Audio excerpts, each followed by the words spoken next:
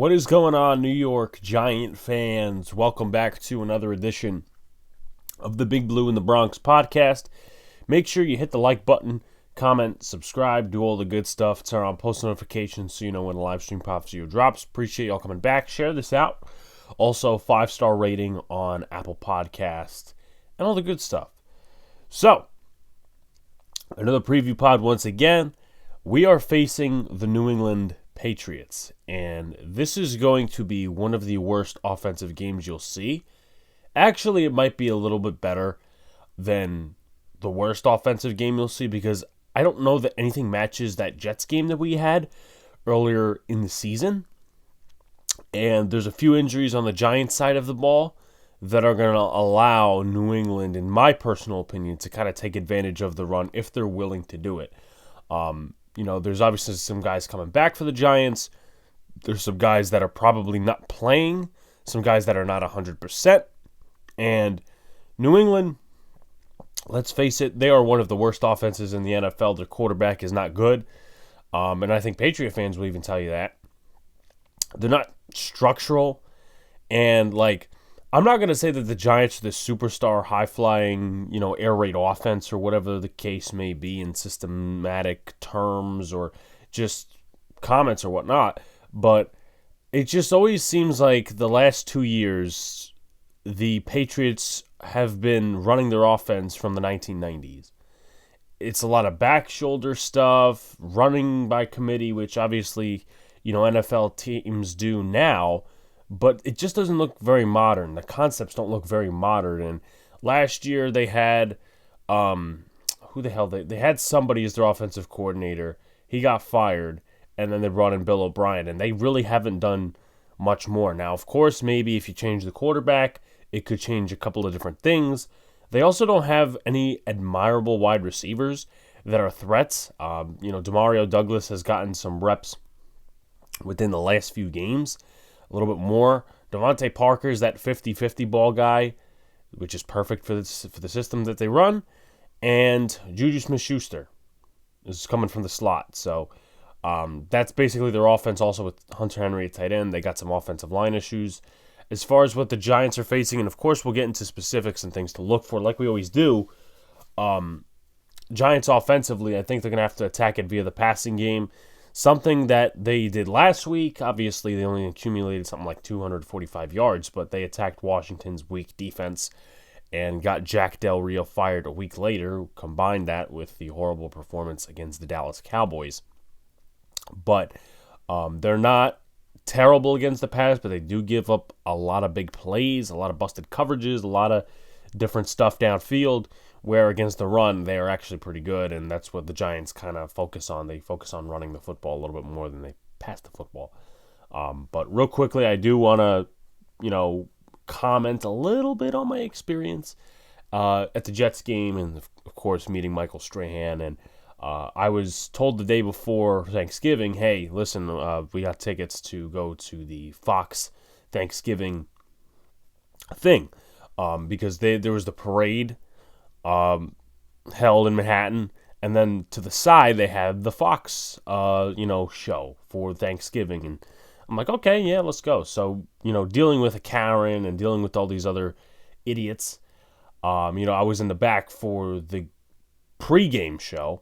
Then the halftime show is like, I was right there, as you guys saw. If you guys didn't see anyone, or if you guys didn't think you saw me, I was in the blue jacket, and 25 on one of these patches, Giants with a thing on here. But, with that on the table, I was standing straight from 9:30 to 4 o'clock. But, so halftime show and postgame show, I was visible on TV, which was, always fun. And, of course, I wanted to get a picture with Terry Bradshaw. I wanted to. But, because he was the most social with everybody. But at the time he was talking with everybody, I was not up against the gate like I was.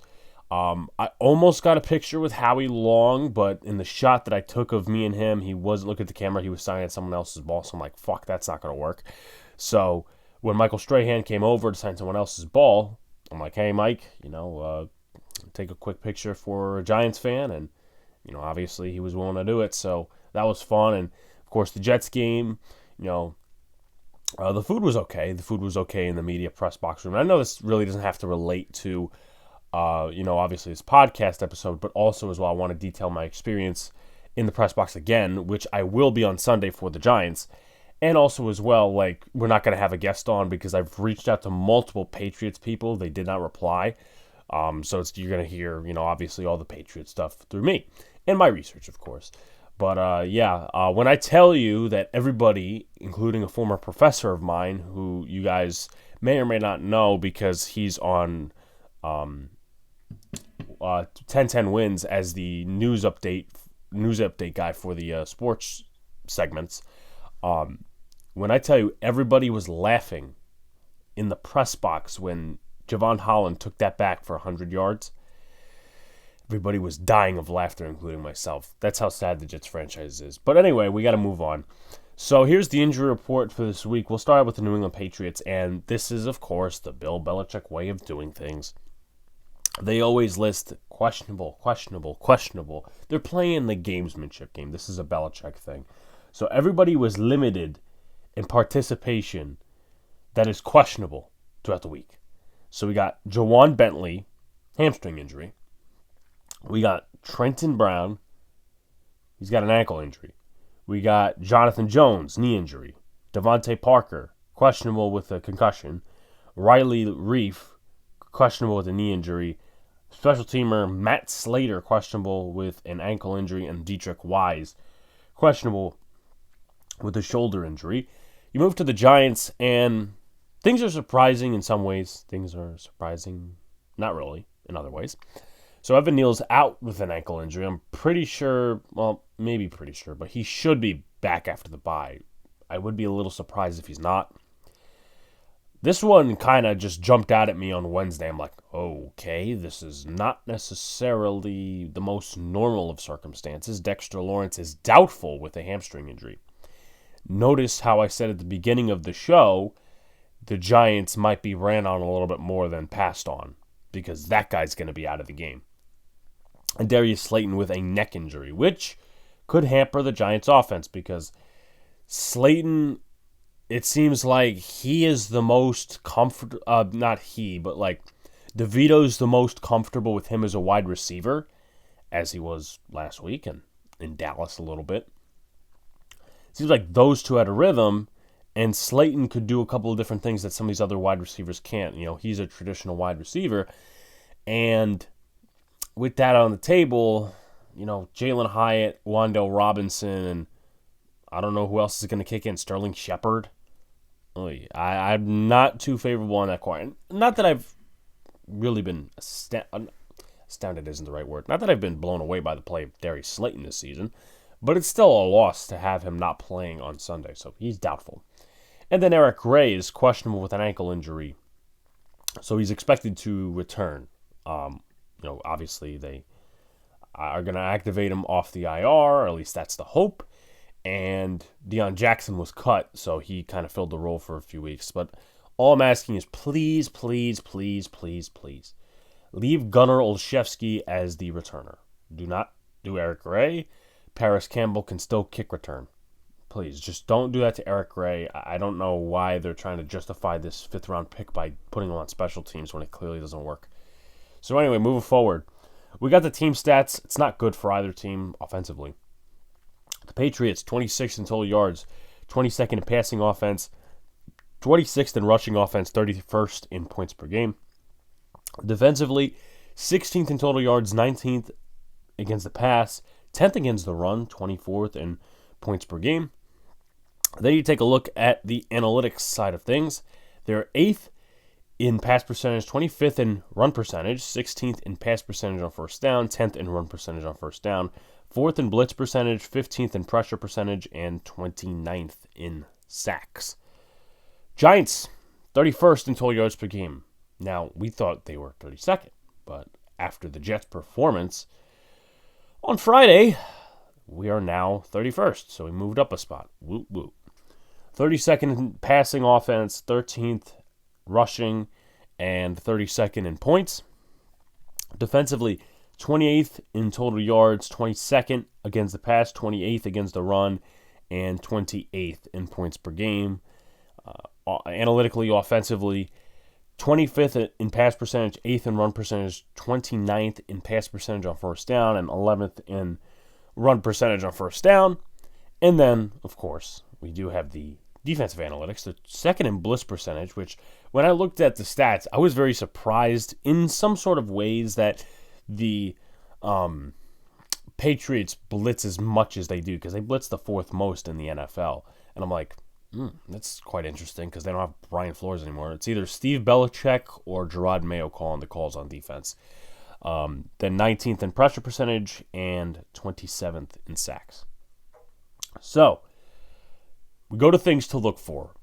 And that thing I talked about earlier, twice, even on the injury report, exploiting no Dexter Lawrence. This is not a good running team, and that's for the New England Patriots. They rank 26th, and we already know this is not going to be a high-octane offensive game. We know that. It's going to be a keep-away session. It's going to be play defense, run the football, move the chains, time of possession. And Dexter Lawrence being out is a big, big, big, big minus for the New York Giants. And, if Leonard Williams was on this team, I still would say that, because Leonard Williams is not as impactful as Dexter Lawrence. And this is going to be the first game Dexter Lawrence misses in the NFL due to injury. He didn't play against the Bears 2 years ago. I don't know why he was active, but he didn't play. Maybe he got benched or something, but that was the Joe Judge era. Speaking of, we are facing Joe Judge this game. But exploiting no Dexter Lawrence, I expect them to do that. Now, they've had some injuries on the offensive line, and this is going to be a test. We talk about evaluation periods, right? We talk about, we got to, see who's coming back next year, see who's doing this, who's going to be part of the future. A'Shawn Robinson is going to be one of the main starters. I would expect Raheem Nunez-Roches on his other side, but also DJ Davidson and Jordan Riley to play. Jordan Riley's still healthy and active with Dexter Lawrence out. I don't think that's a smart decision at all. Now, of course, we have yet to see who they elevate. Probably bring up another wide receiver or something like that, maybe another quarterback. I don't know personally. But with that on the table, I think that Jordan Riley gets more playing time, DJ Davidson. And again, this is not some great offensive line. The health on the offensive line has been a little bit of an issue for the New England Patriots, but it looks as their interior is healthy. Sidney So, David Andrews, and their left guard Cole Strange. So Dexter Lawrence, unfortunately, looks like he's not going to play, and that's where New England is probably going to run it a little bit more with Ramondre Stevenson and Ezekiel Elliott. Now, the other thing is, too, if you guys didn't hear during the week, Mr. Bobby Okereke is playing with a fractured rib. So he's not at 100%.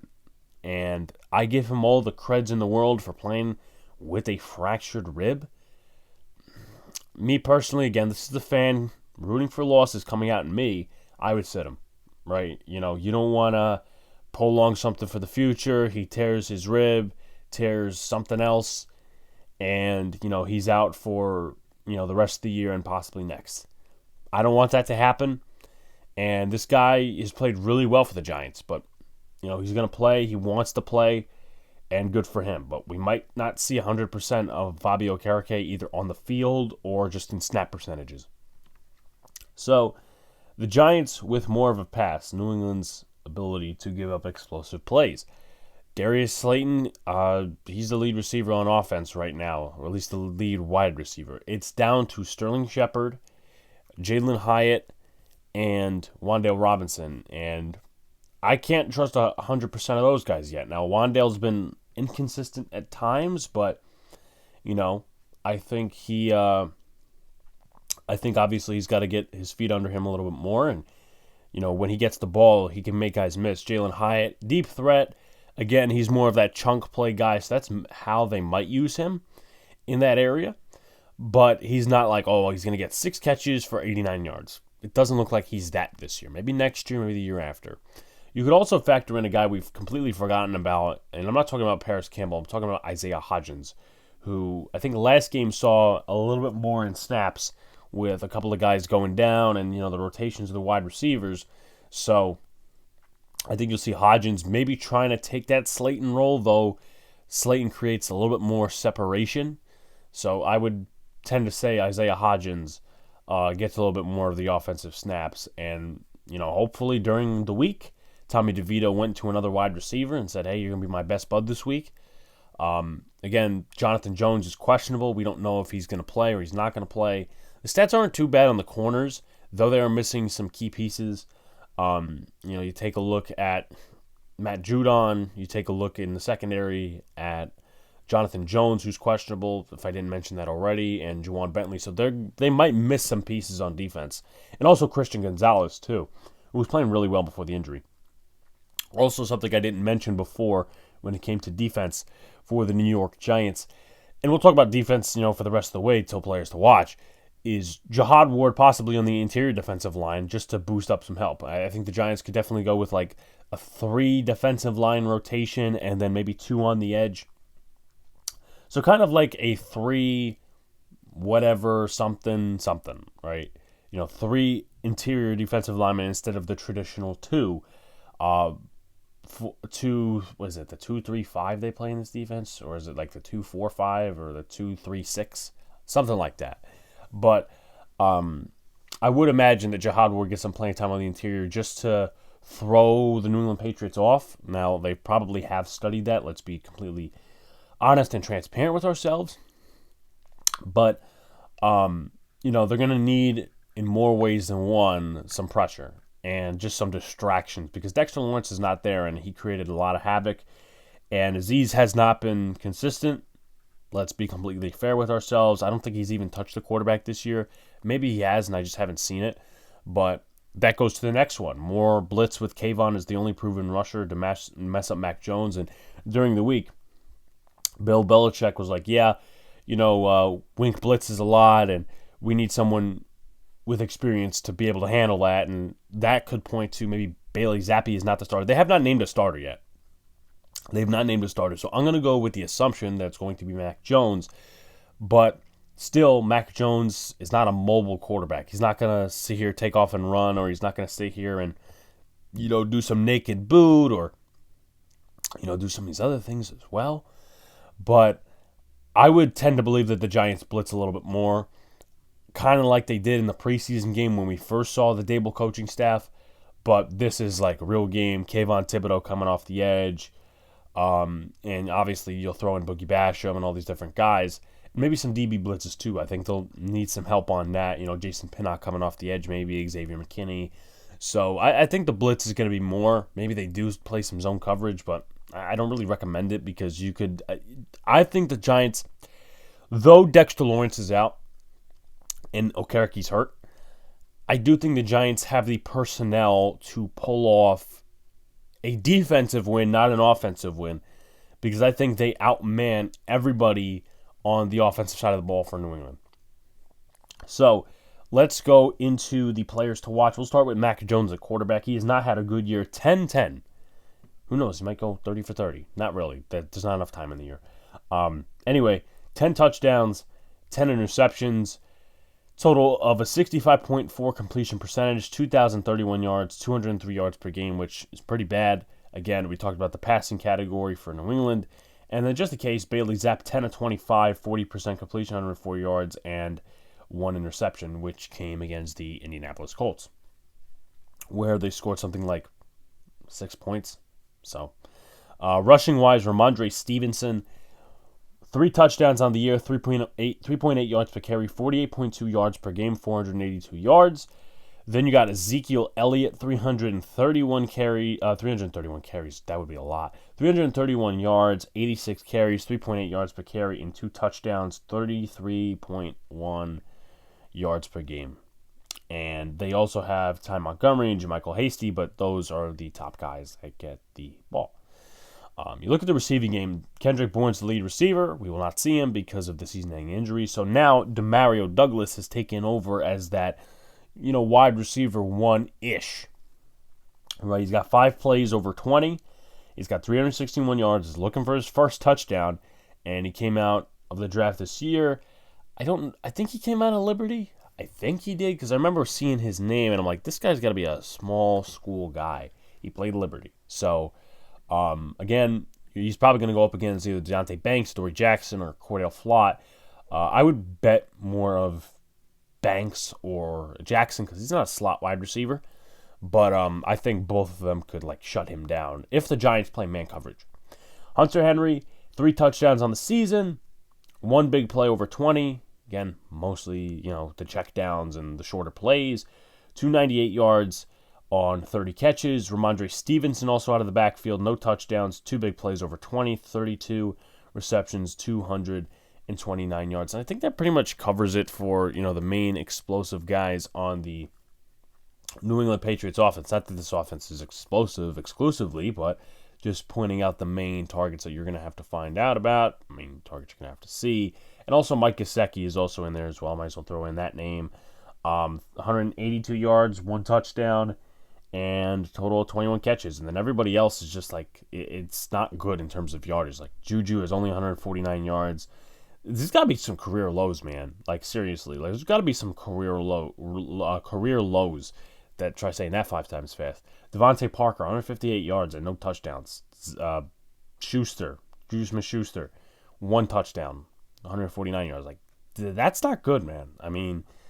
I don't know any reason, and everybody always, came up with the nonsense of, OBJ is going to sign with New England. No, this wide receiver, he's going to go to New England. Oh, Antonio Brown. Well, Antonio Brown was a Patriot. But, Michael Thomas is going to go to New England. It's why would you want to go to New England with that piss-fucking-poor offense? No matter who's running it, it's just that's the whole thing. But anyway, with that on the table, I think Matt Patricia was the offensive coordinator last year, if I'm not mistaken. And Joe Judge was a QB coach. So we go to the offensive line, and they've had their fair share of struggles, fair share of injuries, but overall they haven't been piss poor bad. Trenton Brown, who's questionable, 2 sacks, 2 penalties on the year. Cole Strange, 2 sacks, 2 penalties as well. David Andrews, 1 penalty and 3 sacks given up. 2 penalties, 1 sack given up by City So. And Mike Onwenu, 4 sacks and 1 penalty given up. And then the backup behind Trenton Brown is Vidarian Lowe. And we're going to look his stats up because it's possible that Trenton Brown does not play. Lowe on the season, 4 sacks allowed, 2 penalties. So if he does play and Trent Brown does not, either they could stick Riley Reif in there, which is very much possible, as obviously we talked about on the injury report. And Reif this season, as a New England Patriot, if PFF wants to cooperate with me, okay, obviously they do not, so I'm just looking up the sack stats because that's the only thing they do well. So he hasn't given up a sack penalty. They list him as a guard on PFF, but I think he's really a tackle. And on the depth chart, I believe he might be on IR or at least not on the depth chart. But anyway, the fact of the matter is, Reif is a better option than Vidarian Lowe. If Vidarian Lowe does play, if Aziz does not get a sack from the left side, I'm going to be pissed off. Now, they might play Tibbs there because that's what they did against Charles Leno, which is a good thing because usually the powerful edge rushers, they do play the right side, but it's a challenge for them to play against the powerful tackles. So there's that. Anyway, moving forward, we look to the defense. Christian Barmore, 27 tackles, 3 sacks, 5 tackles for loss, 6 quarterback hits, 10 QB pressures. You look at the guy who's questionable, Juwan Bentley, who's the middle of their defense. 68 tackles, 3 sacks, 5 tackles for loss, 7 quarterback hits, and 11 QB pressures. And then also as well, you look at his coverage stats. Not great, but not terrible either. Hasn't given up a touchdown, 84.9 passer rating, 72% completion, 137 yards. You look at this guy, and not a lot of people are talking about him. PFF rates him high, and I think he's played well in New England, just, the eye test. Jelani Tavai, 3 quarterback hits, 2 tackles for loss, forced fumble, a completion percentage allowed in coverage is 60. He's got an interception on the year and a 54 passer rating allowed, 109 yards, and 61 total tackles on the season, and 4 quarterback pressures. This guy was a draft bust. He was a second-round pick, I believe, in Detroit. They couldn't do anything with him, and now he's a New England Patriot. Kind of the opposite of Trey Flowers.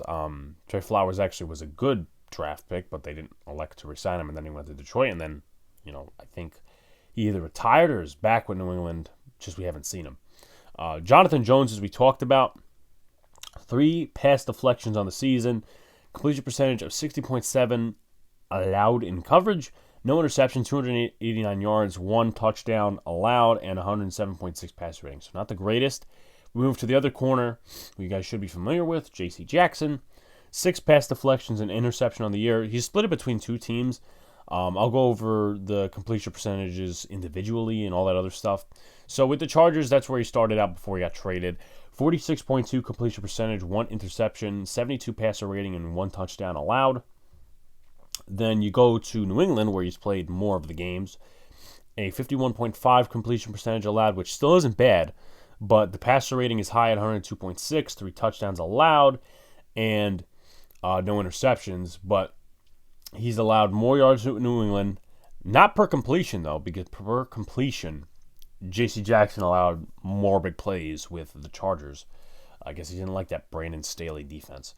But it averages out to a 50% completion this year, 1 touchdown. Actually, no, 4 touchdowns allowed, 93.9 passer rating, and 1 interception. So then we look at one of the stars and one of the fan favorites, and we know this guy well. His name is Jabril Peppers. He's played really well in New England, and he's kind of perfect for that system, for that defensive system. 4 tackles for a loss, quarterback hit, forced fumble, INT, completion percentage and coverage of 57.7, nice passer rating at 66, 1 touchdown allowed, and 119 yards allowed in pass coverage, and 2 quarterback pressures to go along with 59 tackles. So this guy's been playing lights out, and he's going to be in the box. He might be in the slot a few times. He might be deep. This guy's going to be all over the field. We know how he used to play with the Giants. So, again, look for Jabril Peppers to be an X factor, in my opinion, on the New England defense. So we move to the top matchups, but first we got to talk about SeatGeek. If you guys have already, please go out and use the SeatGeek code. If you're going to a concert or you're going to tailgate and you need a parking pass, or you're going to a ball game in general, go out there and purchase some tickets on SeatGeek with the promo code Big Blue in the Bronx to get $20 off on your entire order. So, move to top matchups. Deonte Banks versus Devontae Parker or Demario Douglas. It's going to be an either-or matchup. I think he might go against Demario Douglas. I wouldn't care who he goes up against. Devontae Parker's a bigger receiver. He's got the fade, the 50-50 ball type guy. And Banks, I think, should practice against that. Why not? And again, also Demario Douglas, who I think he could outmaster personally, and he should, because you got first-round pick compared to like 5th, 6th-round pick from 2 different sets of schools and 2 different sets of conferences, competition, all that. Adoree Jackson also against Demario Douglas and Devontae Parker, so it's going to be interesting who they pair them up against. Then you got JMS versus Christian Barmore and Lawrence Guy. Lawrence Guy hasn't had the greatest year, but Barmore has been solid. He was a 2021 draft pick, I believe, out of Alabama. Yeah, I believe it was Alabama, 2021 draft pick. I believe he's the leading sacker if you take away Matt Judon. He's got like 3.5 this year. So JMS is going to need to play some good ball, play some good pass protection, running game, all that sort of stuff. And also Ben Bredesen and Justin Pugh as well in the interior. Cordell Flott versus Juju Smith-Schuster. I don't think Trey Hawkins will play because obviously Adoree Jackson is looking to be back. So it's Cordell Flott versus Juju Smith-Schuster. This could be an either way matchup. Flott has played really well over the last few weeks, outside of punching somebody. And also from some plays against the Cowboys. But it's not like this offense is like, oh my God, they're explosive. Juju Smith-Schuster hasn't had the greatest year because the quarterback play sucks. So I expect Flott to win most of those matchups. Xavier McKinney versus Hunter Henry. Looking for McKinney to take most of those. I think there's a possibility, too, that you'll have Jason Pinnock in coverage. And statistically, he hasn't done bad in coverage. We'll look at McKinney's coverage stats first. He hasn't allowed a touchdown. 89.9 passer rating, 65.1 completion percentage, and 346 yards allowed. If you look at Nick McLeod, actually not McLeod, we could also go to him too because he could be factored in as a rotational corner, and I think he should get more playing time. But let's go to Jason Pinnock. Mr. Jason Pinnock this year in coverage and all that. 1 touchdown allowed, 72.6 passer rating, 51.6 completion percentage, and 225 yards with the interception, of course, and a sack too. So you could pair him up against Hunter Henry, but again, for this case, I might rather Xavier McKinney. And why not? Because I mentioned the name. Let's look up Nick McLeod. Just in case somebody goes down and McLeod starts playing. He's allowed an 18.8 passer rating this year. No touchdowns, 48 yards, 41.7 completion percentage. This guy should get more playing time, in my opinion. There's not a place to put him. But if you're looking for corners for the future, I think McLeod should be number 4. And Hawkins is like number 5. But then you got Kayvon Thibodeau versus Mike Onwenu, and could be Vidarian Lowe, could be Riley Reif, could be Trenton Brown. I want to see him go up against Trent Brown, see how he does. Onwenu is good as a tackle, too. So, those are 2 very good offensive linemen. But if he goes against Vidarian Lowe, I expect a lot of production. Again, he is number 5 from last year. I do expect production either way. And he's played up to that slowly is in consistency level. So, also Aziz, too. But I haven't really seen much out of Aziz to expect consistency. So, keys to win. Number 1 is get to Mac or Zappy. Obviously, we don't have Dexter Lawrence. Blitz. Cover your guys downfield. Make Mac Jones confused. Have him fumble the ball. Have him, think twice about different things and have him throw some picks. That's the best way you're going to play defense. And also, number 2 is stop the run. And I have it over offense because we don't really expect much from the Giants on offense. But number 2 is stop the run. They're going to try to expose this Dexter Lawrence absence. So Raheem Nunez-Roches, DJ Davidson, Jordan Riley, and A'Shawn Robinson will have to play their best ball this week because I would expect Dexter Lawrence to come back against the Green Bay Packers on Monday Night Football. This week they're going to have to play their best ball. And also Isaiah Simmons and Micah McFadden as well. And then also Dane Belton, too, if you put him in the box, because Bobby Okereke has a fractured rib. And he's not going to be 100% on the field. So stop the run. And then number 3, make most of offensive opportunities. If you got 7 points and you're up, and again, this is coming from a fan who wants the Giants to lose for draft picks, but realistically speaking, I have to be objective. If you want to make the most of the opportunities offensively, score in the red zone, get points, score on field goals, do all that good stuff, and just don't play keep away, but play time of possession, run the football if you can, tire out the defense. And then defense, hey, listen, just go out and play your best ball. But score prediction-wise, I think the Patriots are going to win this game 12-7. I don't think it's going to be a good offensive game.